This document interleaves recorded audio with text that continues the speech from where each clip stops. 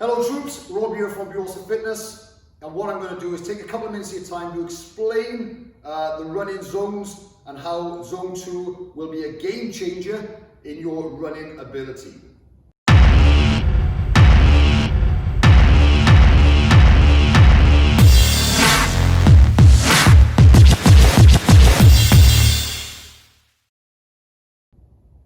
Okay, so a couple of weeks ago I put up a post about zone 2. I've had a lot of questions about it. So I'm going to do a really quick video to try and explain some of the terminology, guys, the reasons why we do things. I'm going to try and keep it as simple and as layman terms as possible for those out there that are new to running. Okay, so generally there is 5 zones of running. If anyone's got a Garmin, everything's broken down into 5 zones. And what I'm about to explain to you are what the 5 zones actually mean. Okay, so you've got zone 1. Now zone 1 would typically represent your recovery zone. Okay, so this is maybe a very slow run, or more likely going to be a walk for most people. Okay, you would add these in at the end of a particularly hard week to try and allow, the blood circulation, the body's recovery process to take place. Okay, just remember, not every run needs to be hard. You do need to allow yourself time to recover.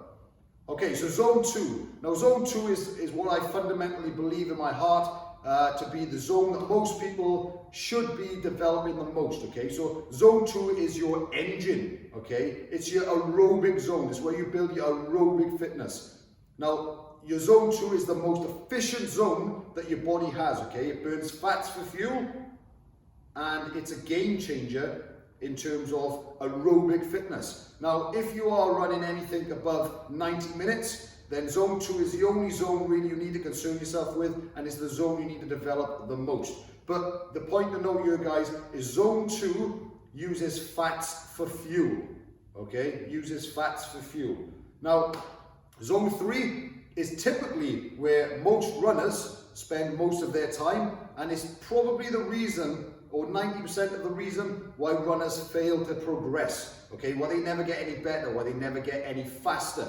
Okay, so zone 3 uses fats and carbohydrates for fuel. Okay, so it's aerobic going into anaerobic. So what that really means is it's too hard to be aerobic fitness. Okay, so you will get no adaptations aerobically from zone 3, and it's too easy, okay, to be anaerobic.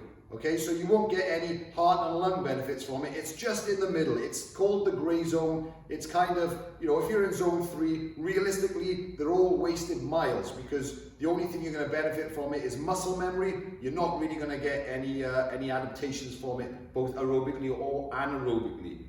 Okay, so zone 4 is where we start going into burning carbohydrates only. Okay, and this is called your threshold zone, where the lactic acid starts to build up inside the body, accumulates at a higher rate, it starts to fill up your muscles, you start to become heavy, but you can maintain this kind of intensity for up to 90 minutes. Okay, so it uses glycogen as its fuel source rather than fats. So it is far more efficient. You are faster in this zone. However, you've only got a limited time in it, guys. You've got 90 minutes maximum, maybe a little bit longer if you replenish some carbohydrates along the way. But the long and short of zone 4 is you will run out of zone 4. Okay, zone 4, think of zone 4 as a battery. At some point, you will run out of zone 4. Your speed will decrease. You're likely to cause yourself some injuries running at that speed all the time, and you will have a decrease in performance. Zone 4 also requires far more recovery before you hit the next one. Okay, guys, so going back to zone 2 itself requires far less recovery, less likely being injured, and it's far more efficient. Okay, so zone 5 then, guys, zone 5 is pretty much a non-maintainable zone. You get anaerobic adaptations only from this zone. Okay, so you get heart and lungs. Injury risk is very high in this zone. You can maybe maintain this zone for maybe 8 to 9 minutes before the lactic acid builds up so much that you would have a significant decrease in your performance and probably end up walking or tearing a muscle. So zone 2, guys, is the zone that you would typically, I believe, spend most time in. And what I want you to think about it is zone 2 is typically like your 5th and 6th gear inside a car.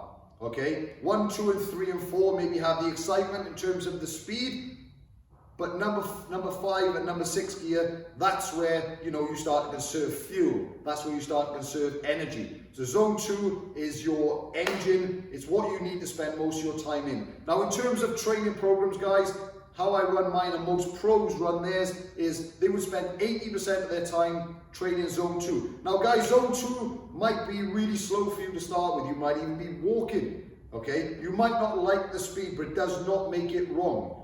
So you probably train zone 3, 4, and 5 for most of your running career, and you've neglected zone 1 and 2. So zone 1 and 2 need training just like the rest of them, and it takes time to build up those zones. But if you think of your running as a lozenge, okay, if you've trained that part of your zone 2, you know, zone 3, 4, and 5, and you've got a very small zone 1 and 2, if you develop your zone 1 and 2, then your 3, 4, and 5 will also develop, and there your top end speed will increase. Okay, but the faster you can run at zone 2, the more likely you are to enjoy running much more, you know, be less likely of injury, and just overall be able to run for longer and enjoy it for longer. So if you need help working out your zones, then give me a shout. I'll try and help you out as best I can. Drop me a message on Facebook. Go onto our website, beawesomefitness.com. Get in touch any way you can, and I will do my best to help you out. Guys, good luck on the roads.